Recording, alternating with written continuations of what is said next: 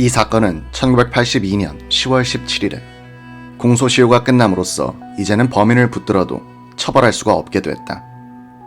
경찰과 검찰과 법원과 언론이 고문과 조작과 오판과 오보로서 무고한 사람들을 고생시키는 틈을 타서 범인은 면죄부를 받고 만 것이다. 힘없는 서민들이 경찰, 검찰, 법원, 언론의 총공세에 직면할 때 얼마나 비참하게 되는가를 이 사건은 똑똑하게 보여주고 있다. 제도의 범죄는 처벌되지 않고 개인의 피해는 회복될 수 없음을 고문 후유증으로 40대에 요절한 김기철 씨는 폐인이 된 그의 몸과 정신으로 입증하였다. 이 기사는 1981년부터 1982년에 걸쳐 월간 마당에 쓴 것이다.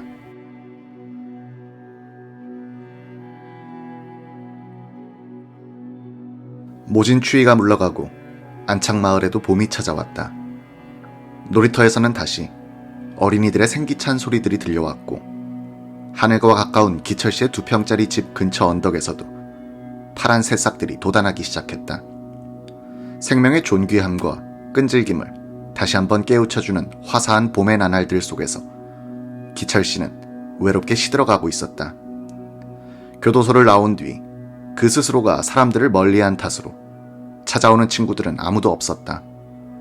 안창마을에 이사온 이후 사귄 사람들, 나이가 모두 기철 씨보다 훨씬 많은 그들이 가끔 음식을 해와 억지로 먹이곤 했다.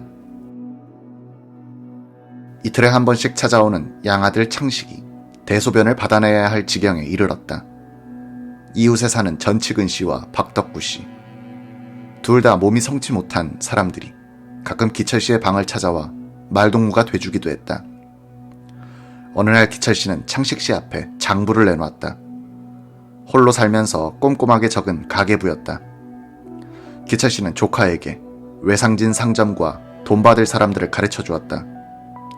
나중에 기철 씨의 빚을 다 갚고 나니 받을 돈이 15만 원쯤 남더란 것이다. 기철 씨는 그를 파멸로 이끈 이 사회에 조그마한 빚도 남기고 싶지 않았던 모양이었다. 기철 씨는 또 창식 씨에게 내가 죽거든 시계, 라디오, 텔레비전을 네가 가져라고 말하고 거듭 내 제사를 부탁한다고 했다. 기철 씨의 병세가 위급해지자 아버지 김우근 씨도 자주 들르게 됐다.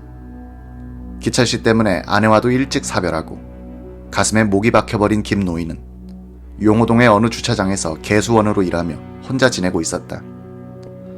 그는 죽어가는 아들의 머리를 쓸면서 연애도 한번 못해본 이 자식아 라고 하염없이 눈물을 흘렸다.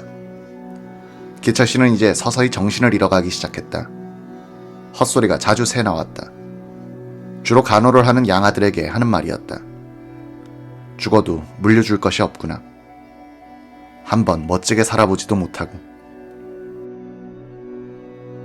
네 어머니에게 잘해드려라. 나으면 나하고 서울 가자. 내 한 몸 죽더라도 너 하나는 호강시켜주겠다. 이런 헛소리 사이사이로 그는 소리 없이 눈물을 흘리기도 했다. 그래도 원한에 사무친 악담은 한 번도 하지 않더라고 가족들과 이웃들은 증언하고 있다. 창식 씨에게만은 그놈의 자식 때문에 라고 신음하듯 내뱉기도 했으나 긴 말을 하지 않았다고 한다. 그날도 창식 씨는 나무 토막들을 주워 모아 감싸들고 비탈길을 올라갔다. 신발 공장에 다니는 그는 어머니와 번갈아가며 기철 씨를 간호하고 있었다. 아궁이에 나무 토막을 쑤셔 넣어 불을 피운 뒤 방에 들어갔더니 기철 씨가 힘없이 말했다. 창식아, 너 어디 있었노? 얼마나 찾았다고. 그리고 스르르 잠에 빠져들었다. 창식 씨는 밤 늦게까지 기철 씨를 지키고 있다가 집으로 내려왔다. 이웃에 사는 전치근 씨가 문병 왔다가 기철 씨 옆에서 같이 잠에 빠졌다. 새벽 4시쯤 됐을까. 눈을 뜨고 기철 씨를 불러보니 대답이 없었다. 흔들어봐도 기척이 없다. 벌떡 일어나 정강이를 만져보니 싸늘하게 뻣뻣하게 굳어 있었다. 그의 43번째 생일을 2달 앞둔 춘3월의 새벽이 부옇게 밝아오고 있었다.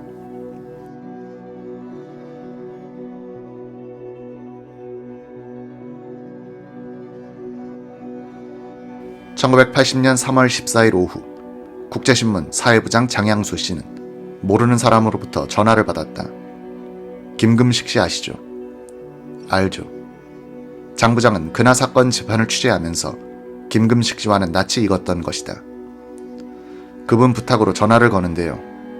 김기철 씨가 지금 다 죽어가고 있답니다. 신문에 내서 치료비라도 좀 보태주는 게 좋겠다고 합디다. 다음날 장 부장은 기철 씨 집에 이문섭 기자를 보냈다. 이 기자가 알려온 것은 기철 씨가 마침 그날 새벽에 죽었다는 소식이었다. 백지처럼 깨끗한 청년이었는데 장양수 씨는 조사부에서 갖고 온 기철 씨의 천진난만한 동안을 바라보며 가슴에 닿는 슬픔 같은 것을 꾹 눌렀다. 기철 씨의 시체는 가벼웠다. 창식 씨는 50kg밖에 나가지 않았을 것이다 라고 했다. 한참 때 80kg에 육박했던 몸이었다. 옷을 벗겨보니 어깨 쪽지와 가슴 전체에 울긋불긋한 멍 같은 반점이 퍼져 있더군요. 삼촌이 저것 때문에 밤만 되면 아프다고 술을 잡수셨다고 생각하니 눈물이 납디다. 가족들은 기철 씨의 거의 비틀어진 목과 내려앉은 어깨를 바로 펴고 염습을 끝낸 뒤 관 속에 넣었다. 한의사가 사망진단서를 뗐지만 기철 씨의 병명을 가족들도 아직 모르고 있다. X선 사진에는 폐가 이상이 없는 것으로 밝혀졌다느니 죽기 전에 황달기가 있었다느니 하지만 진찰다운 진찰을 받아본 적이 없는 기철 씨였으므로 직접 사인이 된 병명은 확실치 않다. 이웃에선 폐결핵으로 알고 있지만 다음날 기철 씨의 시신은 당감동 화장장에서 한줌 재로 변했다. 무지막지한 폭력 수사에도 몸으로 때우며 조금도 굴하지 않고 시종일관 나는 결백하다고 버텼던 그 육체는 수천도의 불길 속에서 연기가 돼 사라져갔다. 창식 씨는 화장장 뒷산으로 올라가 파릇파릇 돋아나는 새 생명들 위에 묵은 생명의 파편들을 뿌렸다. 김호근 씨는 아비보다 먼저 간 불효자식의 죽음을 떠나보내며 실성한 듯 몸부리치며 울부짖었다. 가족들은 계금동의 어느 절에 기철 씨의 위패를 안지 총각 귀신의 원혼을 달래줄 것을 부탁했다. 몇 달 뒤 큰형 이만 씨는 또 한 번의 화장식을 가졌다. 기철 씨의 그 기록집을 부산항이 눈아래 보이는 마당에서 불질러버린 것이다.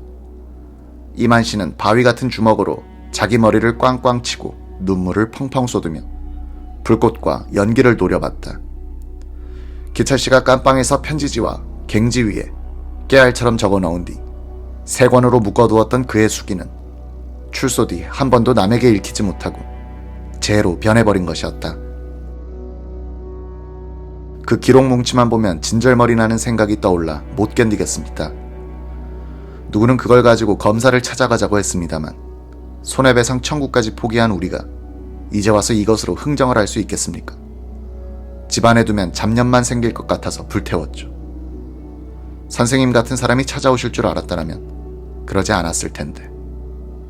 내 앞에서 김이만 씨는 혀를 끌끌 차면서 자신의 경솔한 행동을 후회했다. 1981년 7월 12일 기철 씨의 아버지마저 뇌출혈로 세상을 하직했다. 향년 69세였다. 어머니는 아들에게 덮어 씌워진 살인마의 가시관이 벗겨지는 것도 못 보고 아들은 그 누명의 굴레에서 영원히 탈출하지 못한 채 한을 품고 죽어갔으며 아버지는 두 사람의 죽음이 준 전기 고문 같은 고통을 쓸어안고 걷다가 고목처럼 쓰러져 버린 것이다.